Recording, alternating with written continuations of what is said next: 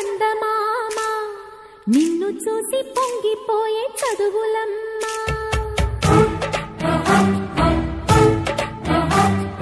ముద్దు బిడ్డ వంది నిన్ను భారతమ్మ ముద్ద బంతి పూల దండ వేసుకోమ్మా.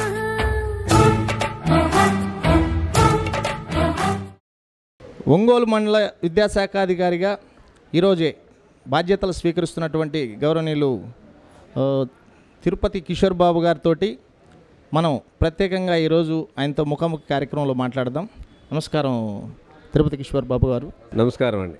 ప్రస్తుతం ఆంధ్ర రాష్ట్రంలోనే భారతదేశంలో అత్యంత ప్రతిష్టాకరమైనటువంటి న్యూపా అవార్డును ఆంధ్రప్రదేశ్ నుంచి అందుకున్న మొదటి ఎంఈఓగా ఈరోజు మనం ప్రకాశం జిల్లాలోని ఒంగోలులో విధులు నిర్వహిస్తున్న తిరుపతి కిషోర్ బాబు గారు వారు ఈ అవార్డు అందుకోవటం ముఖ్యంగా మన జేఎంజే న్యూస్ తరపున వారికి ప్రత్యేక అభినందనలు తెలియజేస్తున్నాను. ఒక 2 మాటలు తిరుపతి కిషోర్ బాబు గారి గురించి, వారు ఆయన పడ్డ కష్టానికి ఈ అవార్డు రావటం చాలా సంతోషంగా ఉంది. వారిని అడిగి వారి విషయాలు అంటే ఎటువంటి సహకారం వారికి ఇతర అధికారుల నుండి లభించింది ఈ అవార్డు రావడానికి, దానిపై వారితో చర్చిద్దాం. నమస్కారం అండి. చీమకుర్తిలో విధులు నిర్వహించారు. చీమకుర్తిలో విధులు నిర్వహించేటప్పుడే మీకు ఈ అవార్డు అనౌన్స్ అయిందా? ఒంగోలు ఎఫ్ఏసీగా విధులు నిర్వహిస్తున్నప్పుడు అంటే 2 చోట్ల మీరు పనిచేస్తున్నారు. ఈ పనిచేస్తున్నప్పుడు మీకు ఈ అవార్డు రావటం మీకు అంటే ఎటువంటి ఆనందాన్ని ఇచ్చింది? చాలా సంతోషాన్ని ఇచ్చిందండి. యాక్చువల్గా న్యూపా అవార్డు అనేది స్కూల్ ఎడ్యుకేషన్లో ఆఫీసర్స్ని అవార్డు చేస్తుంది. న్యూపా అనేది ఎన్సీఆర్టీనేమో టీచర్స్ని అవార్డు చేస్తుంది, కరికులం ఫ్రేమ్ చేస్తుంది. కరికులం ఇంప్లిమెంటేషన్ ఆఫీసర్స్ చూస్తారు, వాళ్ళని అవార్డు చేసేది న్యూపా అనేది ఎన్సీఆర్టీ 2 కూడా ఎంహెచ్ఆర్డీ సెంట్రల్ గవర్నమెంట్లో అనుబంధం, 2 వింగ్స్ అన్నమాట. వాటికి సంబంధించినటువంటి దాంట్లో ఒక ఆఫీసరు 30 రకాల పారామీటర్స్ చూస్తారు. ఒక ఆఫీసర్ని అవార్డు ఇవ్వడానికి 30 రకాల పారామీటర్స్లో ఏదో ఒక పారామీటర్లో మనల్ని అప్లై చేయమని డిపార్ట్మెంట్ కోరినప్పుడు నేను చీమకుర్తిలో పనిచేసేటప్పుడు డిపార్ట్మెంట్ మీరు చేసినటువంటి యాక్టివిటీస్ని ప్రపోజ్ చేయమని పెట్టడం జరిగింది 2017లో. ఆ పెట్టిన క్రమంలో ఢిల్లీ నుంచి మనకి టీం వచ్చేసి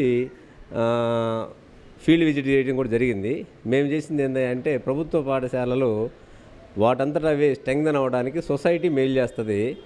ప్రభుత్వం ఆర్థిక సాయంతో పని లేకుండా సొసైటీ ఈ పాఠశాల మాది అనుకుంటే వాళ్ళే దాన్ని డెవలప్ చేసుకుంటారు అనేది కాన్సెప్ట్ తోటి నేను గతంలో పనిచేసినటువంటి బొబ్బేపల్లి హై స్కూల్లో అప్పుడు ఆ స్కూల్ పరిస్థితులు ప్రభుత్వ ఏడుతో సంబంధం లేక కాంపౌండ్ వాల్ కానివ్వండి, అడిషనల్ క్లాస్ రూమ్స్ కానివ్వండి, టాయిలెట్స్ కానివ్వండి, రెండోది స్కూల్లో యాన్యువల్ డేస్ అనేది ఒక 2 గ్రామాల పండగగా మారింది.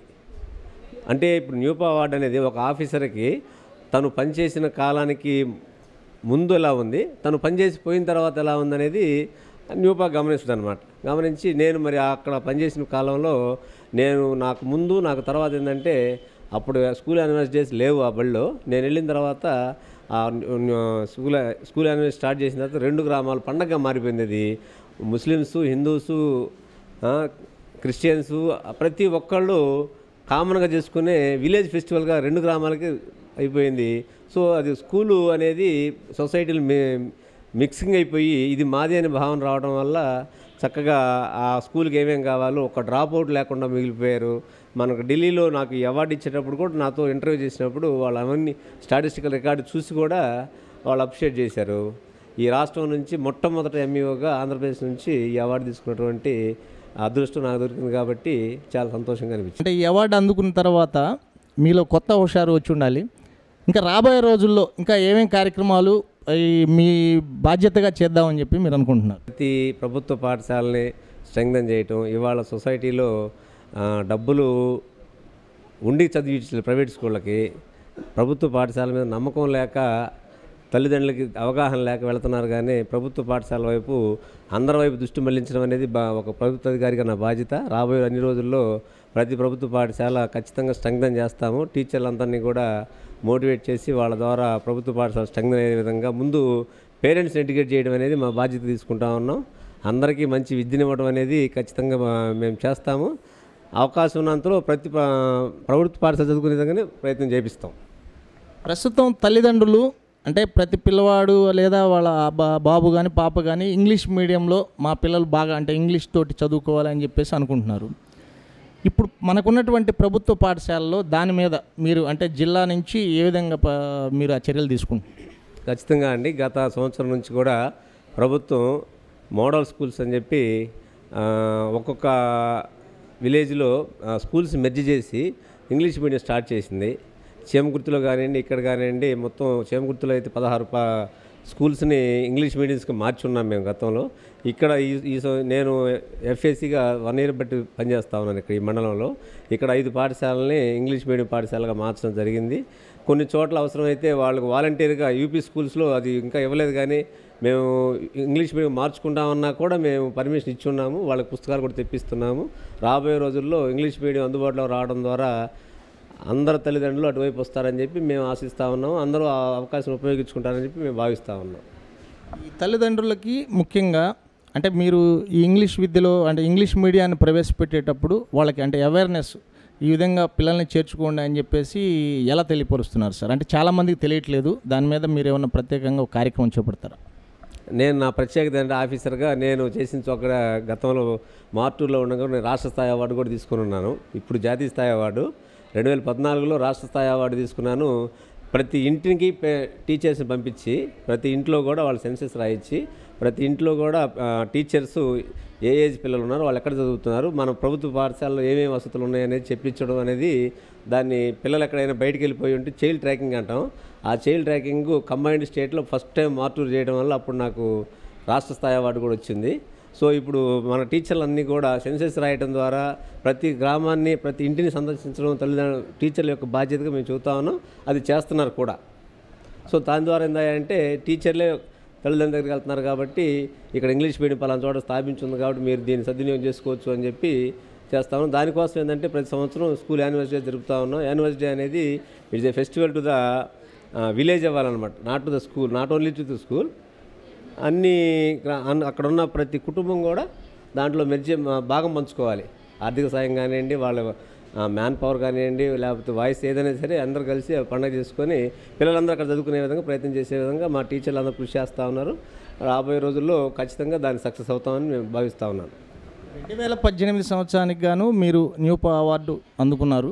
రాష్ట్రం నుండి కూడా మొదటి వ్యక్తిగా చెప్తున్నారు. ఇది మొత్తం అంటే ఎంతమందికి ఇస్తారు? భారత ప్రభుత్వం ఎంతమందికి అవార్డు ఇవ్వటం జరుగుతుంది? అందులో ఎంతమంది పార్టిసిపేట్ చేశారు?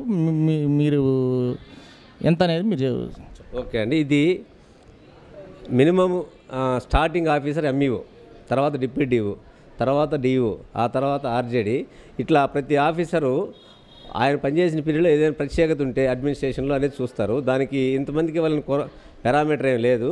ఈ సంవత్సరం నేను తీసుకున్నటువంటి వాళ్ళలో 30 మంది జాతీయ స్థాయిలో తీసుకున్నారు. వాళ్ళల్లో ఎక్కువ మంది డిఈఓలు ఉన్నారు, జిల్లా విద్యాశాఖ అధికారులు ఉన్నారు, మండల విద్యాశాఖ అధికారి నేను ఒకరిని, ఇప్పుడు తెలంగాణలో ఒకళ్ళు ఉన్నారు. అంతే తప్ప ఖచ్చితమైనటువంటిది ఏం లేదు. వాళ్ళు ఇన్నోవేటివ్గా ఉంది అనిపిస్తే ఎంతమందికైనా ఇస్తారు, అవసరమైతే ఎవరికి ఇవ్వరు. ఇప్పుడు మనం అప్లై చేసిన దాంట్లో బాగలేదు అనుకున్నారంటే వాళ్ళు ఎవరికి ఇవ్వరు.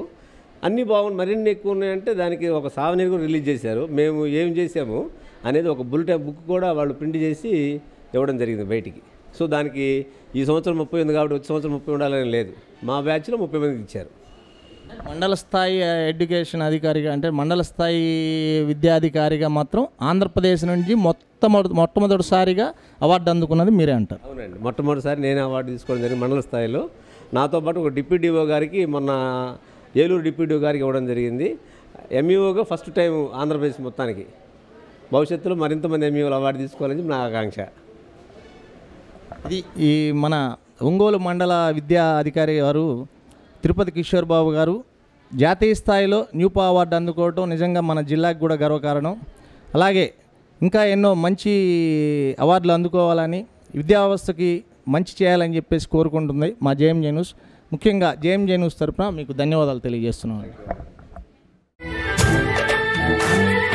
ఎంత మంచి వాడవయ్యా చందమామ, నిన్ను చూసి పొంగిపోయే చదువులమ్మా.